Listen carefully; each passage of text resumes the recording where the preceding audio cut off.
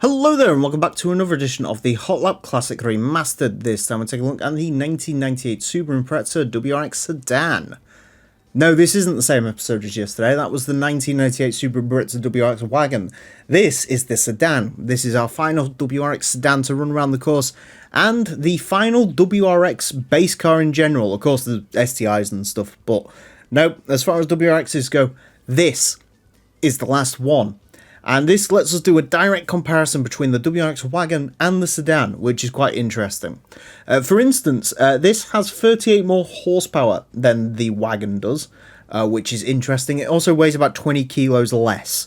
So really the ball should be in this car's court, but I did set a phenomenally good lap time yesterday in the Wagon. And so a little bit nervous for how the Sedan's going to get along, but you know, I can beat myself. I know my worst enemy is myself, but I could probably drive around that, surely. Also, I thought it'd be really funny to get the Wagon and the Sedan in the same colour. Also, it's the only good colour available for this generation of the WRX, this sort of 98, which only comes in white, grey, black and red, and we've seen the grey and the black and the white, so red. So, although people are probably going to think this is the same video as yesterday, so they're not going to click on it. So maybe they're going to have the last laugh when it comes to views, who knows. Four-wheel drive, 406 horsepower, 1,130 kilos. This is such a base WRX. Doesn't even have gold wheels. That's how base we're talking. Anyways, to find out how this car gets along, it is going to have 6 laps of the Motorsports Land track. Now, currently it is the Suzuki Cultus Pikes Peak version. That car set a time of 26.540. The 98 WRX Sedan is unlikely to beat that. In terms of where the 98 WRX Sedan is going to go, well, the quickest WRX Sedan we've had was the 94, the earliest car, interestingly enough. That car set a time of a 28.832. This car unlikely to beat that one. Next quickest WRX Sedan is well down, actually. It's about 0.6 of a second down. A 29.464. So, yeah, definitely some time difference in there.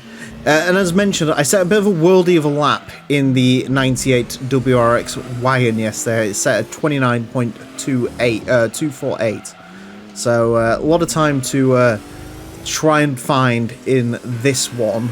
So that's going to be interesting. I've made this a lot harder for myself. Technically, as I mentioned, ball should be in this car's court because this one is more powerful, less weighty, etc, etc. But is the Wagon maybe easier to drive? Is that the trade-off? It shouldn't be, and it really doesn't feel like it. Admittedly, though, it also doesn't really feel like the Wagon was like 40 horsepower down on this. 29.163, there we go. I beat myself. Hooray. Not literally, well, kind of literally, but not, you know what I mean. Yeah, alright, cool. I don't have to worry about myself anymore. Question is, can we extract any more lap time out of this? That's the question. WRXs, I mean, obviously not as quick as the STIs, and really, let's be honest, you should be buying the STIs, but these are still very good cars in their own right. Of course, the Impreza is sort of the Swiss knife of this track. It's just absolutely perfect for all situations. Realistically, we're sort of wasting our time running 641 cars around this track, because really, the only cars you need to know about in this game, if this was the only track in the game, the only cars you'd need to know about are the Evo, the Evo for advanced, the Impreza for beginners, and then the Pikes Peak cars if you want to be ludicrous. Pretty much would be it. But no, we're interested in all the intricacies and the details. So yeah. And as mentioned, you never know when a WRX is going to be quicker than the STI, because it definitely has happened. In fact, it's happened today, because this is a pretty quick lap time from the 98 WRX. It does go to show as well, like, you can get a perfect lap time out of this. Obviously, corner cut at the end there. Just trying to take more lap time out of this, because it really is, it becomes very difficult to sort of take lap time out of it after a while, but Yeah, we did it. I'm happy with that.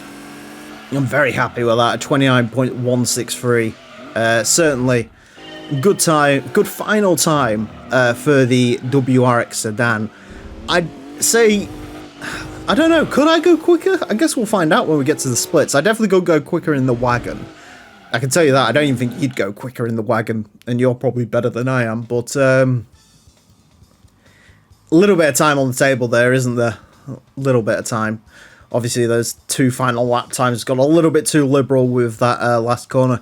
That's really where you lose time in this, I think, versus the wagon. Is the wagon, because it's a little bit less powerful, there's less power being put to the wheels out of that final bit. And so it's easier to get the corner cut correct and sort of not overdrive it into that corner. Well, as in this, it is a little bit more difficult, so you have to try and take more out the corner. And as a result, you're always sort of on a sort of knife's edge of being DQ'd at that point. But no, we will take that. A 29.163 will place this into 82nd place. Goes in between the Roof BR2 and the Toyota Celica GT4 ST205.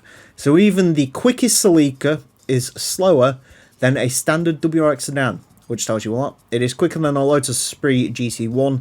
The WRX STI Sedan version 4, that's interesting, although I think that it's sort of similar power, to be fair, for the version 4. So again, maybe in the WRX wagon, about 0.1 back. I do think, in general, the time difference between the sedans and the wagons,